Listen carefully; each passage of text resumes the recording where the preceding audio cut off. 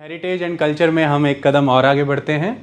आज के इस लेक्चर में हम 11th क्लास की एनसीईआरटी के बुक के चैप्टर 4 जिसका नाम है post modern trend in Indian art and architecture, इसे आगे बढ़ाएंगे।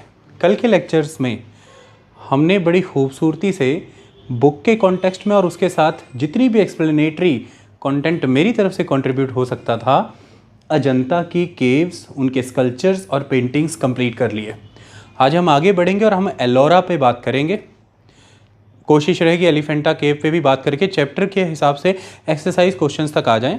उसके बाद चैप्टर में ही इंडिपेंडेंट मॉन्यूमेंट्स को उठा करके कुछ डिटेल्स दी गई हैं, वो भी हम देंगे। ओके, शुरुआत करते हैं।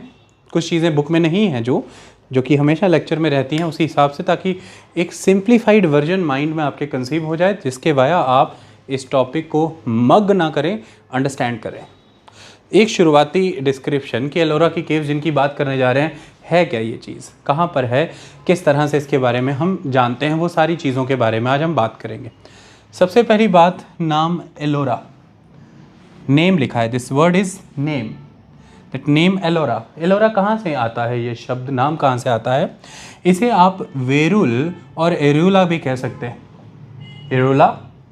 एरोला, इसी का बिगड़ा हुआ फिर आगे जाके एलोरा हो जाएगा। ओके, वेरुल या एरोला, ये एक तरह से शॉर्ट फॉर्म है एक एंशियंट नेम की, और वो एंशियंट नेम जो प्राचीन नाम है वो है एलूरपुरम।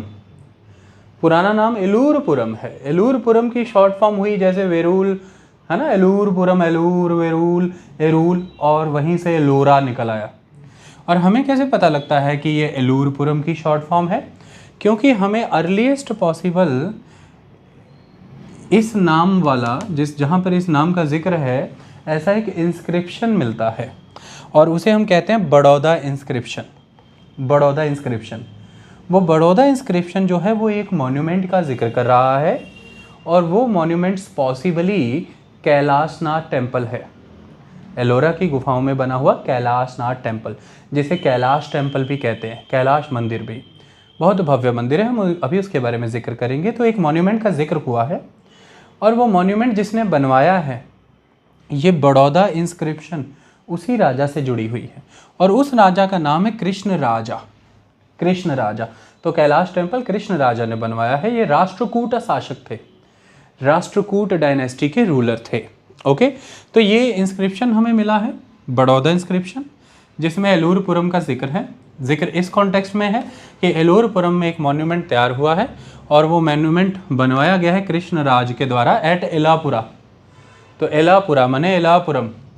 इसी तरह से नाम आगे बढ़ते बढ़ते वेरुल, एरुला या एलोरा हो गया, एलूरपुरम से एलोरा हो गया, या एलापुरा से एलूरपुरम, एलूरपुरम से एलोरा। ये एक सीक्वेंस है। तो नाम है एलोरा की गुफाएं। इतनी बात क्लियर हुई। प्रश्न आता है, ये कहाँ पर स्थित हैं, ये कहाँ पर हैं? ये महाराष्ट्र में औरंगाबाद डिस्ट्रिक्ट में आती है। महाराष्ट्र के कहाँ आती हैं? औरंगाबाद। भारत में राज्य महाराष्ट्र, वहाँ पे औरंगाबाद। ये औरंगाबाद से 29 किलोमीटर नॉर्थ वेस्ट की ओर है। औरंगाबाद से 29 किलोमीटर नॉर्थ वेस्ट। ओके, ये मुंबई से 300 किलोमीटर ईस्ट और नॉर्थ ईस्ट की दिशा में है। औरंगाबाद से 29 किलोमीटर नॉर्थ वेस्ट, ऑब्वियसली फिर मुंबई तो बिल्कुल कोस्ट पे है, तो मुंबई से 300 किलोमीटर ईस्ट या नॉर्थ ईस्ट। पुणे से भी लगभग ये 250 किलोमीटर है, पुणे से। और ये अजंता की गुफाओं के 100 किलोमीटर वेस्ट में है।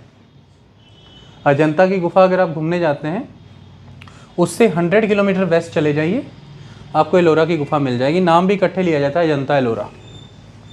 और ये दोनों ही गुफाएं, अजंता और एलोरा, एक बहुत इंपॉर्टेंट टूरिस्ट अट्रैक्शन है महाराष्ट्र में। महाराष्ट्र के किस रीजन की? मराठवाड़ा रीजन। तो महाराष्ट्र के मराठवाड़ा रीजन की इंपॉर्टेंट टूरिस्ट अट्रैक्शंस अजंता और एलोरा। एलोरा की गुफाएं अजंता से 100 किलोमीटर पश्चिम की दिशा में हैं, औरंगाबाद से उत्तर पश्चिम की ओर 29 किलोमीटर, मुंबई से पूर्व और उत्तर पूर्व की दिशा की ओर, और इसी तरह से पुणे से 250 किलोमीटर है। ये हमें क्लियर हो गया कि ये कहाँ मौजूद हैं। ये वेस्टर्न घाट्स के पर्वतों पर हैं, और अगर हम उन पर्वतों की बात करें तो उनका नाम क्या है? वो है चरनंद्री हिल्स। नाम है Charanandri hills. Okay, Charanandri hills. तो पर्वत श्रृंखला that is a Western Ghat system, उसमें जो पहाड़ियाँ हैं चरनंद्री पहाड़ियाँ, वहाँ पर है ये एलोरा की गुफाएं। इतनी बात स्पष्ट हुई।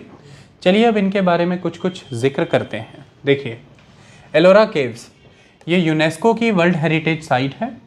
जिस समय अजंता को वर्ल्ड हेरिटेज साइट में इंक्लूड किया गया, उसी समय में इसे भी किया गया, दैट इज़ 1983।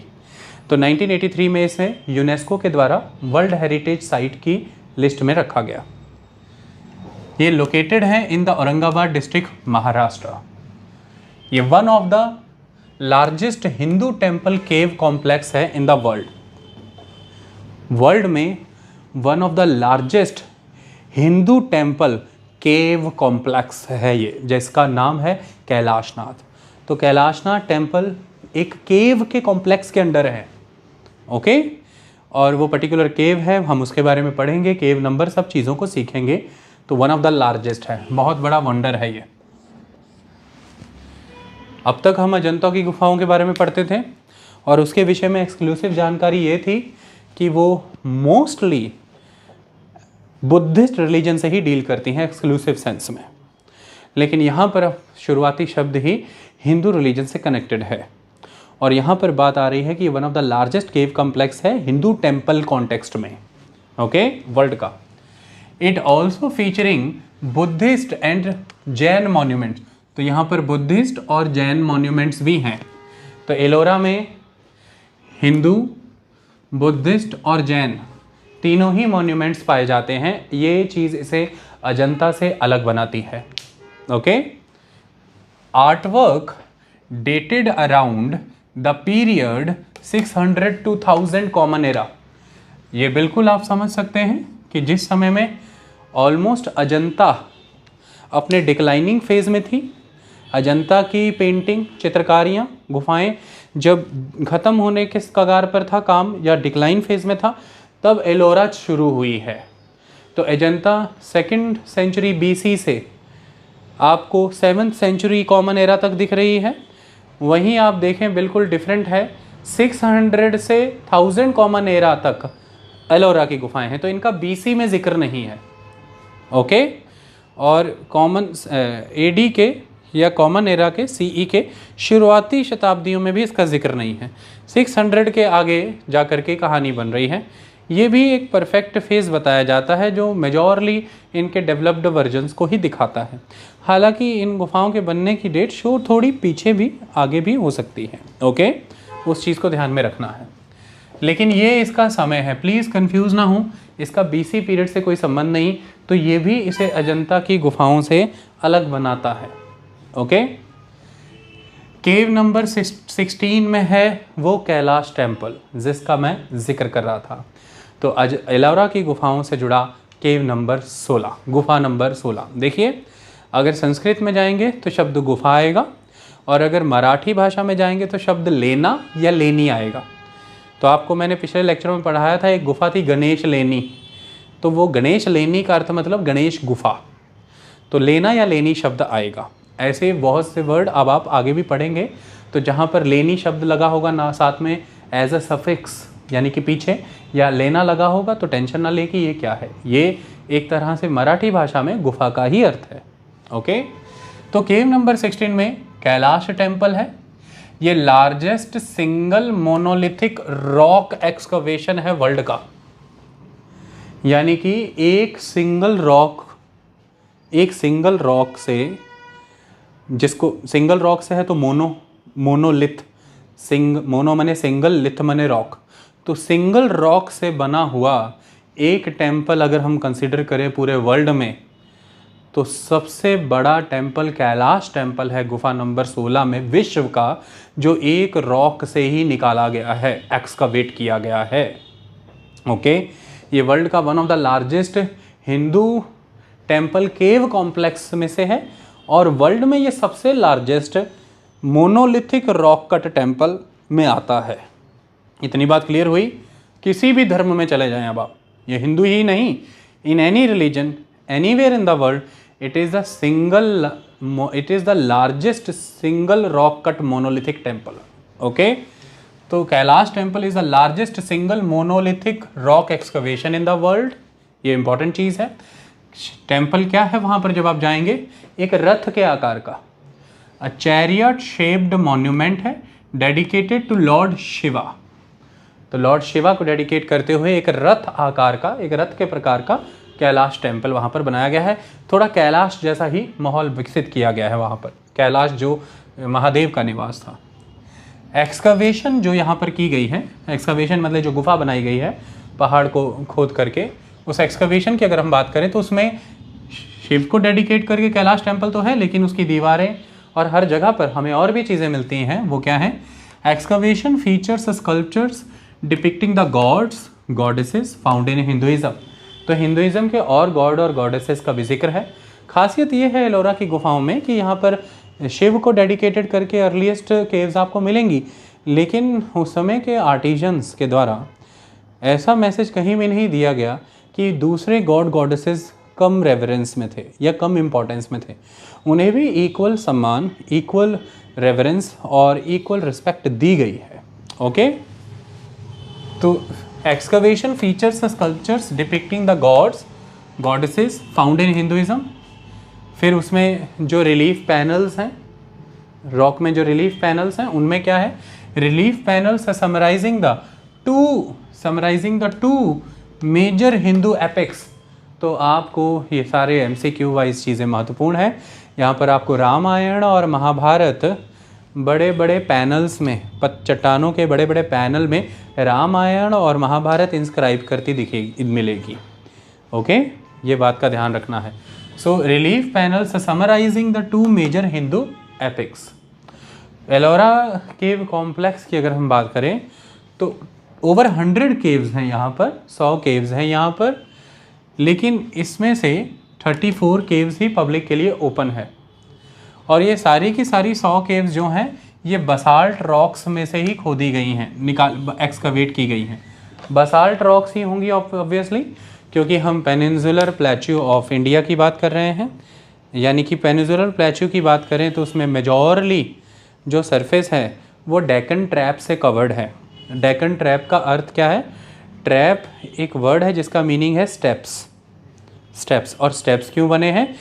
तो लंबे समय से, इवन क्रिटेशियस पीरियड पीछे चले जाएं, जियोलॉजी अर्थ की हिस्ट्री में चले जाएं, तो लावा निकलता रहा। तो फर्स्ट लेयर, फिर निकला थोड़े समय बाद सेकंड लेयर, फिर निकला थर्ड लेयर, फिर निकला फोर्थ लेयर, फिर निकला फिफ्थ लेयर, सिक्स्थ लेयर। तो अगर अरेबियन सी की तरफ से देख रहे हैं आपको तो 1 2 3 4 5 6 इस तरह से स्टेप्स नज़र आते हैं। इट इज़ ट्रैप, और इसे हम कहते हैं दक्कन के क्षेत्र में ट्रैप। तो it is a Deccan trap. Deccan trap एक तरह का लावा ही है जो समय समय पर निकला है, और उसके जम जाने से जो चीज़ें उभरी, वो चट्टानें, वो बसाल्टिक रॉक्स हैं। Okay, that is the basaltic rocks. तो बसाल्ट रॉक से ही बनी है ये एलोरा की केव्स, और ये डेक्कन ट्रैप रीजन में है और ये पेनिनसुलर प्लेट्यू रीजन में। और जिस डेक्कन ट्रैप का ये वेस्टर्न स्कार्प, कोई भी रॉक का ये जो गिरता हुआ एरिया, जैसे हम दूसरे हिस्से से देखें तो ये स्कार्प इसे स्कार्प कहते हैं। जैसे कि जो काऊ है उसकी पीठ से अगर आप स्टार्ट करें उसके बैक की और इस तरह से जाएं तो it is the scarp. Okay, it is the escarpment. तो इस तरह से इसे हम, ये जो स्कार्प रीजन है ये आपको एक कंटिन्यूअस रॉक की तरह नज़र आएगा, एक माउंटेन सिस्टम की तरह। उसे ही वेस्टर्न घाट्स कहा गया है, नॉर्थ से साउथ तक। ओके, गुजरात से शुरू होकर के तमिलनाडु केरला तक जाता है। That western Ghats system from Gujarat to Kerala Tamil Nadu. तो गुजरात आ जाता है, उसमें महाराष्ट्र आ जाता है, उसमें गुजरात आता है, महाराष्ट्र आता है, कर्नाटका आता है, केरला आ जाता है, तमिलनाडु आ जाता है। ये सारे क्षेत्र उसके अंदर आ जाते हैं। ओके, तो ये वेस्टर्न घाट इसलिए जिक्र बार बार आ रहे हैं। Over 100 caves at the site excavated from the basalt rocks in the Charanandri hills. Okay, पहाड़ियाँ पर्टिकुलर कौन सी हैं? चरणंद्री हिल्स। 34 केव्स जो हैं वो ओपन है आम लोगों के लिए। इसमें से 17 केव्स, टोटल 17 केव्स वो हिंदुइज़्म को डिवोटेड हैं, 12 केव्स बुद्धिज़्म को डिवोटेड हैं, 5 केव्स जैनिज़्म को डिवोटेड हैं। केव नंबर 1 to 12 वो बुद्धिज़्म को डिवोटेड है। केव नंबर 13 to 29 ये हिंदुइज़्म को डिवोटेड है। केव नंबर 30 to 34 ये जैनिज़्म को डिवोटेड है। ओके, तो लिखा हुआ है 34 में से 17 हिंदू केव्स हैं, that is cave number 13 to 29। 12 Buddhist caves हैं, cave number 1 to 12। 5 Jain caves हैं, cave number 30 to 34। Okay, all are built close to one another, सारी की सारी केव्स हिंदू बुद्ध जैन एक दूसरे के साथ साथ बनाई गई हैं। ये उस समय के भारत की रिलीजियस हार्मनी को भी दर्शाता है।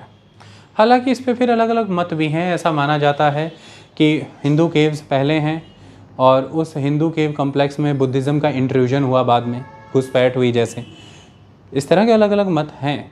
कई बार ऐसा भी लग रहा है कि वहाँ पर हिंदू डीटीज़ हैं, लेकिन ऐसा लगता है कि केव पहले बुद्धिज़्म के पर्पस से बनाई गई, क्योंकि जो विहारा है उसकी जो वॉल्स हैं उसमें सेल्स बने हुए हैं।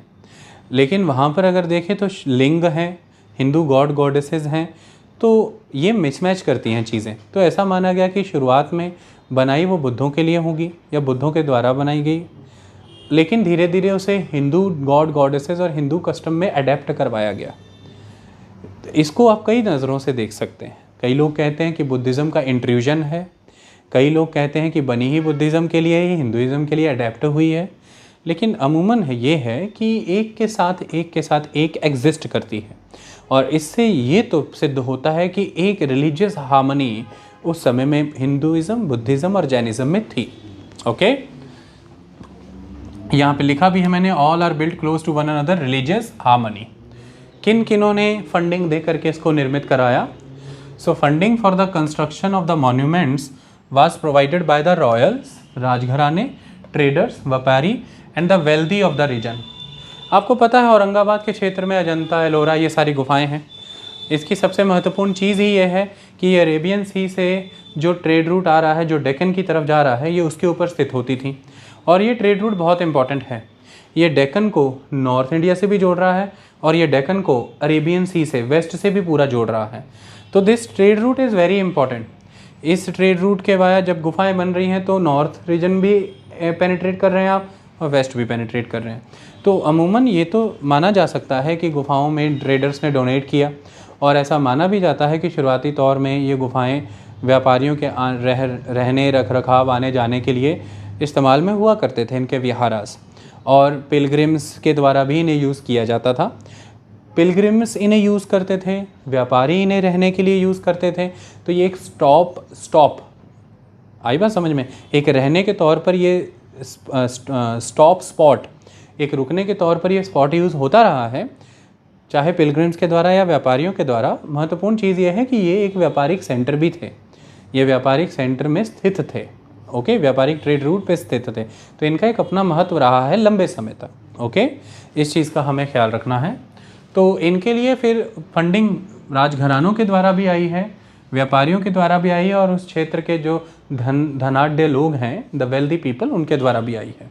तो सभी के द्वारा ऑलमोस्ट फंडिंग आती थी। ये महत्वपूर्ण चीज़ यहाँ पर जो लिखा है ये मैंने आपको पहले समझा दिया है कि ये कहाँ पर स्थित है, किससे कितना। नेम के विषय में मैंने आपको पहले ही समझा दिया है। अब आती है बात क्रोनोलॉजी की।